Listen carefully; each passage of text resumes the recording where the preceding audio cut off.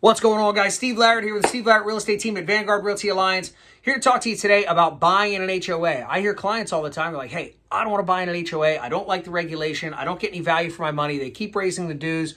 Cool, I get it. I'd rather live in the country too. Here's the deal though.